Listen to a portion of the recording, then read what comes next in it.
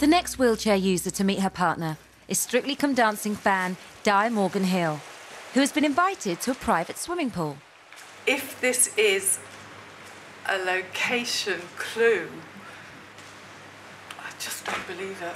I just don't believe it. And I'm not going to say anything else. Oh my goodness. He appeared in Series 6 of Strictly Come Dancing. He's a world champion and one of Britain's most successful swimmers. It is.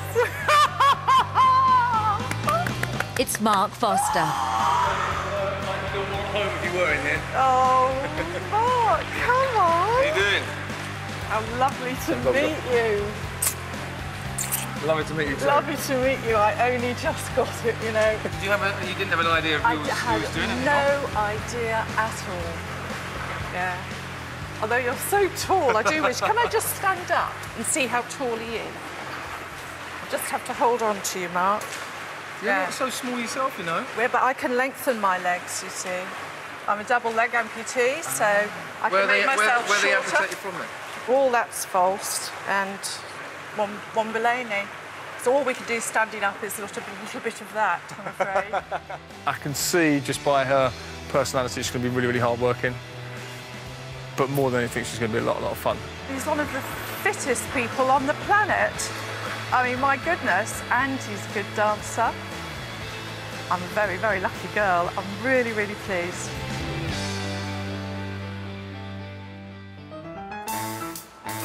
Over the next 4 weeks, Brian will teach these couples to dance.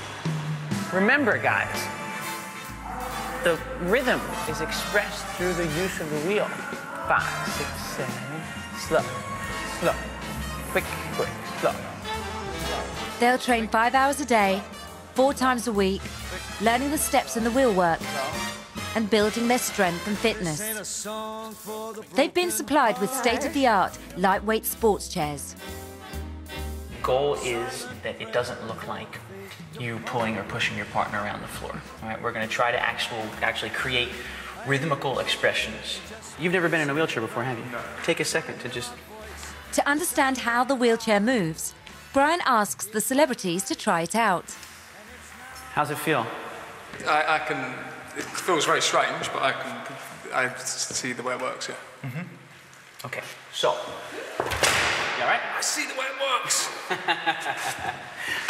You're the first one other than me to fall out. Congratulations. You've got that a few times. Oh, yeah. It's completely alien, completely different, but I can see how it works. I get it. I'm not saying I can do it, but I get what needs to be done. So you're really almost going to have to hold your... Bar manager Caroline and rugby legend Martin Afaya take their first tentative steps. Caroline is finding it tough, and for good reason. Carolyn has the largest disability of all of the competitors. She has paralysis from the chest line down, so her upper body strength is not there, which makes some of the stuff a little bit more difficult for her because she doesn't have control of her core. So this is one of the challenges that Martin and Carolyn are going to have to overcome. Brian has something that will provide extra support for Caroline. Carolyn, I gotta be honest, I have absolutely no idea how this works. So... Does it come with instructions? I think so. If he and Martin can get it working. So, Carolyn, I think this is gonna go here. Sadly for... Here. No, I should imagine it would be downwards. I don't know how tight you want me to make this, Carolyn, so you have to let me know. Okay. How does that feel? It's almost like no, it does feel a lot corset. better. Oh, that's That's just the excess. I'm just excited now because I'll be able to do loads of stuff. Today's lesson went a lot better with this. Got a lot more sturdy in my chair. So yeah, it's back in the game for me. It works, doesn't it? Yeah, it's a lot better. Yes!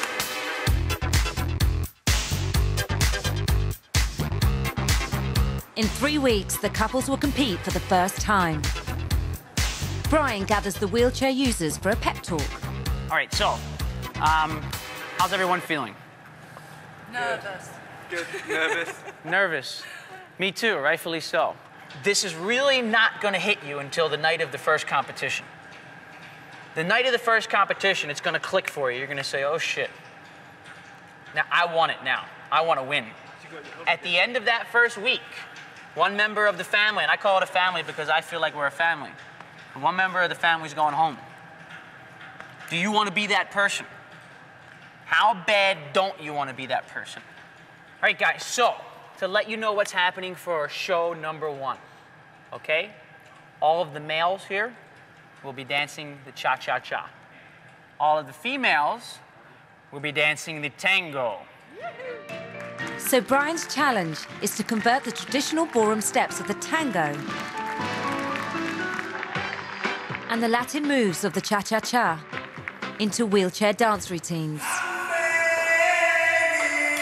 Come on, get the audience going, Harry. Look up, look out there, look out there. As each couple learns their dance, Brian steps up the intensity of training. Oh shit, did it right then? My legs are killing me. They're like jelly, I'm like that. Everyone's on a steep learning curve.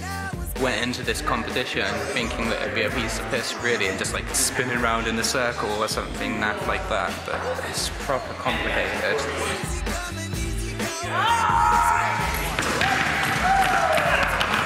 You're right, James. But for some, it's a revelation. Just this lightness, this lovely lightness of feeling that comes over you. It brought back exactly how I used to feel when I would dance before my accident. Magazine editor Di and swimmer Mark Foster have bonded well and are picking up the routines quickly. Di's legs were amputated after a train accident 19 years ago. Today, in a break from training, she's getting fitted for a new pair of prosthetic legs. She prefers using these because she doesn't like how she looks in her chair. It's going to be a difficult journey for me, really, because it's going to hopefully make me accept myself more in the wheelchair. But learning to wheelchair ballroom dance is not easy. For Di, just moving in a straight line is proving tricky. I mean, don't be patronising, please, Brian. You are being patronising. Straight line, fuck off. Sorry, would you feel that way? You know, 1 minute I'm Karate Kid, the next minute I'm fucking Alpedros. I'm fed up of it. I'm not following what your problem is, babe. Other stuff keeps getting in the way, like conjunctivitis, like a bad back, like the fact I have to pick up new legs. You know, it means nothing to you. Listen, I'm very sympathetic to the fact that you have other things going on in your life. I understand that. My job when I get here is not to be a psychologist. It's not to make you feel good about what's going on in your life. My job is to get you through the dancing, and that's what I'm trying to do. And what you need to do is leave any other issues that you have aside. I do try to. You know? Our routine isn't completely finished. It's got a very complicated ending. And I feel almost physically sick at the thought of the big show. For Brian, this is part and parcel of competitive dance. As you're getting closer to a competition, it's a stressful thing because if it's not stressful, then maybe you're not really putting enough care into it. So when you see somebody stressing out about the competition, it means they really care. So I look at that as a positive sign.